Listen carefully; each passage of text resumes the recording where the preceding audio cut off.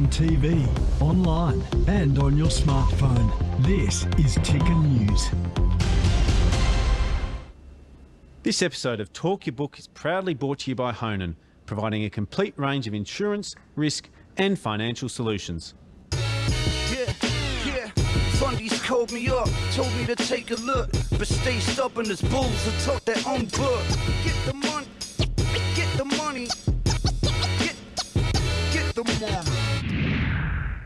Hi, I'm Chris Judd and you're watching Talk Your Book, and today we're lucky to be joined by James Williamson from Wentworth Williamson. James, thanks for coming back on the show.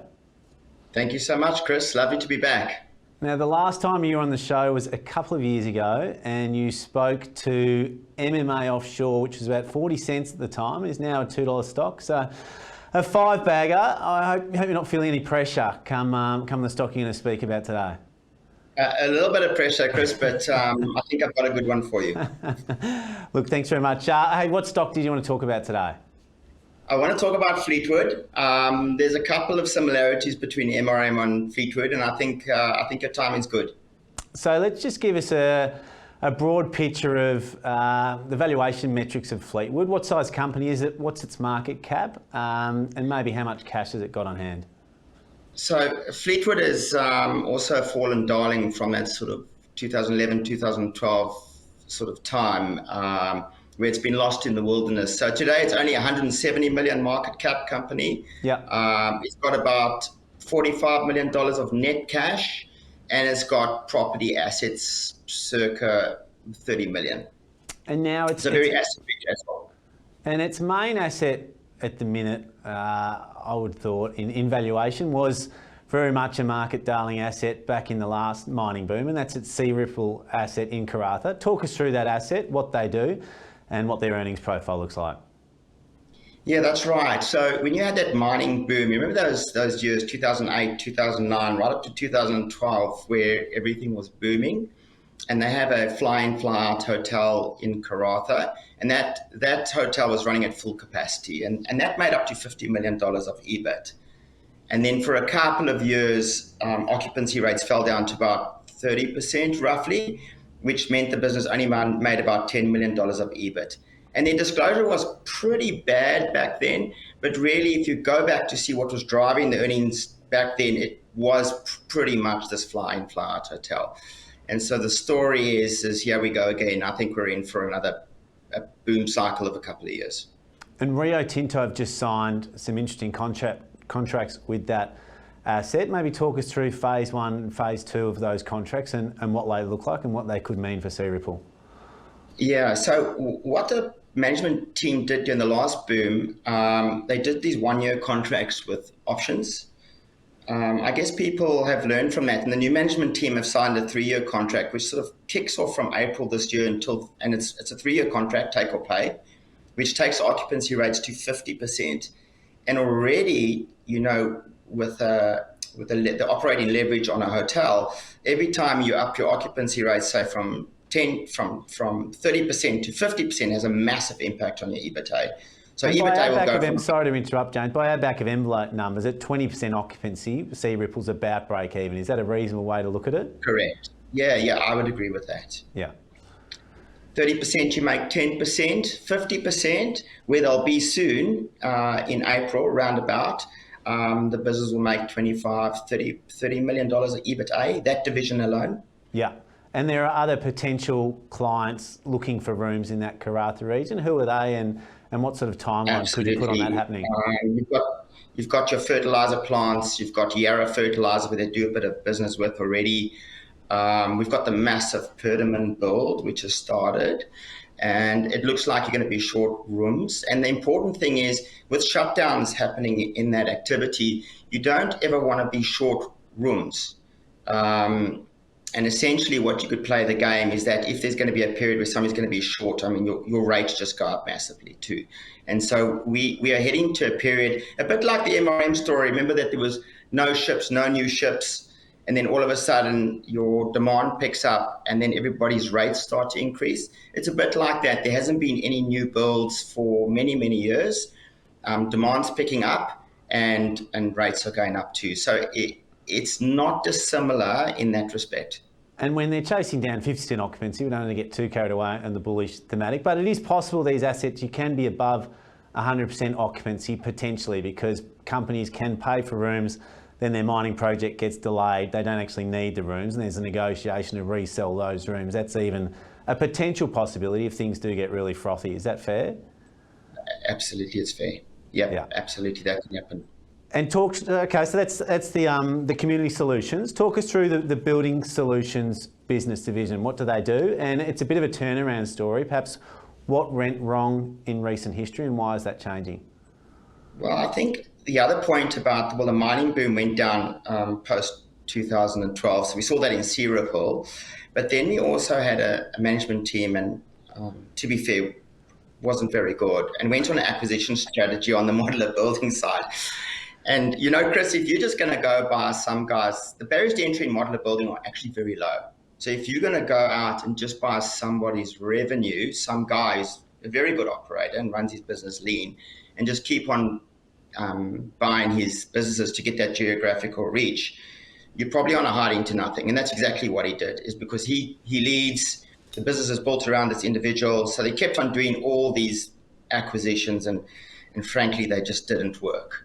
And the businesses weren't integrated nationally, they weren't cooperating, they weren't lean manufacturing, they were doing large fixed price contracts, some of them with some civil work involved. So it was actually, when Paul Bruce came in, who's the CEO, and he came in during COVID too, poor guy, but it was a big turnaround. And the good news is that he's turned that inflection point, he's pulled that business completely around, and you'll see it in the H1 at the end of this month when they report. And so they're not building bespoke residential homes. I think that's probably worth articulating. What sort of things are they building, and maybe who are their major clients? Yeah, so he changed the strategy, and you saw that order book shrink, and now it's expanding again because of that. So they've always done schools pretty well, because you tend to build the same thing, and you're not a builder, you're actually a manufacturer. So you've got to think like that. You've got to do the same thing over and over again. Moved into social housing quite recently at the back end of last year. Really had a big push. Social housing, low cost housing, and quite obviously in Australia we need that. And in WA it's about 50% of their order book already. So that's growing, and there's a huge amount of work there. There's no question that it's much, much cheaper than in situ, especially in rural areas, especially when you take variations into account. Yeah. So there's a lot to be done there. And more recently, we've also seen move into defence, these kindergarten or nursery schools. That's another one that's happening. Aged care, it's all on. And that's the type of repetitive type of work you've got to do day in, day out. And if you full capacity in your one plant, you've got to sort of channel work into your other plants, and you have to be fully integrated. And so most of their customers are actually government contracts, so it's a really good counterparty. I thought that New South Wales and Vic announcement recently about, what was it called, Universal Kindergarten, and the potential rollout of that could be a potential tailwind for that building division. Yeah, that's right. It's actually even a bit more than that, because New South Wales and actually South Australia, but New South Wales was loss-making, and he's turned that business around, and so it's making profits. It is profitable again. So that was quite a big drag on the business, and it was even a drag when they were making $10 million of EBIT. So turning around that very important area is quite a pivotal point as well. But yes, these announcements are important. And they've got 7 factories spread around Australia. That sort of geographical reach can be quite an advantage when you're dealing with government contracts. Yes, absolutely. It's been reliable. That's what it comes down to. So, if you contract out with Fleetwood, they can get the work done. And that's the important thing, versus just the local guy. And so what sort of margins would you hope to see in the near term for that building divisions unit? And where can they get to, say, in 2 or 3 years when it's optimised fully? Well, I would say, if you look pre-COVID, because we went through a couple of years of terror during COVID, because if you've got a business that requires people to come to work, it's not fun. But if you look pre-COVID, run by the old management team, run badly. It was about 5% operating margin. Run well, it should be at least double that. And So that's what we're looking it's a significant revenue business, isn't it? It's the biggest division by revenues. What are you expecting will their revenues be over this financial year? So I'll focus on the margin really. So it used to make about $10 million on a 5% margin. So even if you don't necessarily increase your revenue by a great deal, but you do the right type of work, Yeah. and you increase your margins, that business can in time do at least double. But that said, I do think that you can grow your revenue. I just think the important thing is to get the type of work right and the margins first. Doing big contract type work to some of these other players, you're just on a hide into nothing eventually, and that's not what they're doing. And the last business division we'll have a look at is their RV Solutions business, which Bruce has described as non-core and a sell at a right price. But reading between the lines, it feels he's very much not a forced seller with this division. Is that how you see it? No, absolutely. You're not a forced seller when you've got when your market cap's 107 and you've got $45 million net cash in your balance sheet. Yeah. So it's got to be the right price. And to be fair, Chris, if you look back a year ago, Sea Ripple hadn't kicked off yet, and the modular building business was losing money, and you're a small little company and forgotten about as well, is not really the time to be a breakup story. Yeah. The breakup story is the 2-3 years ahead, is when you see these numbers falling, and it's getting visible now. You'll see it in this H1. You'll see in April, Sea Ripple starting to kick off. There's no question that that you can do a sum of the parts of this business pretty quickly, and it's pretty obvious. And even that RV Solutions business, I think the EBITDA last year was just under 7 million and just under 10 million the year before, and still profitable. So it would be reasonable, I assume, to slap sort of a 4 to 6 times multiple on something like that. Is that sort of ballpark to how you're viewing it? Yeah, I think so. Absolutely. It's not a wildly fast-growing business, but it's a good business, good niche. They're quite good at bringing out new products too, so it's a good tight little business. Yeah. Beautiful. James would say it's a compelling story. Thank you for walking us through it, and hopefully it's half as good for you as MMA Offshore was a couple of years ago. Yeah.